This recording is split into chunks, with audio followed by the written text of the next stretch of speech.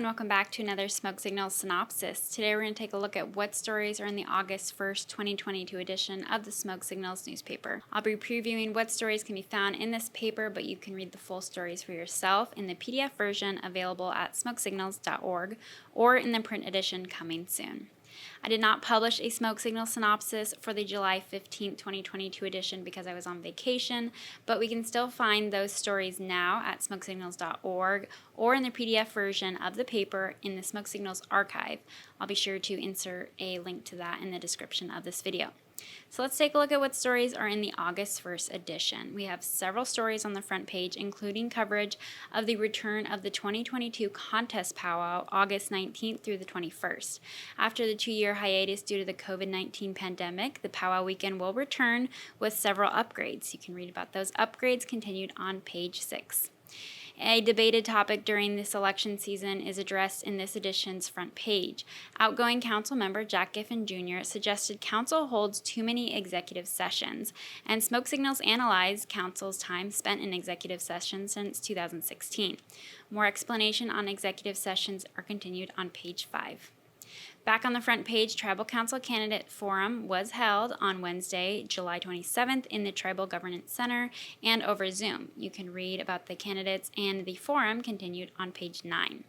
We also have interviews with those candidates on the Smoke Signals podcast if you'd like to read and hear more about them. You can find those interviews linked in this video's description. Smoke Signals received 2 awards for work produced in 2021 from the Native American Journalists Association's National Native Media Awards. Smoke Signals received a first-place award for Best Digital Publication for its website, smokesignals.org, and a multimedia piece I produced about tribal member Steph Littlebird designing artwork for Deschutes Brewery's seasonal beer received a second-place award. Tribal Council Chairwoman Cheryl A. Kennedy wrote an op-ed responding to a story published by High Country News, which we shared on our Smoke Signals Facebook page. In the article, Kennedy defends the tribe's connection to the Willamette Falls as other tribes challenge Grand Ronde's documented ancestral homelands. You can read that full statement on page 3.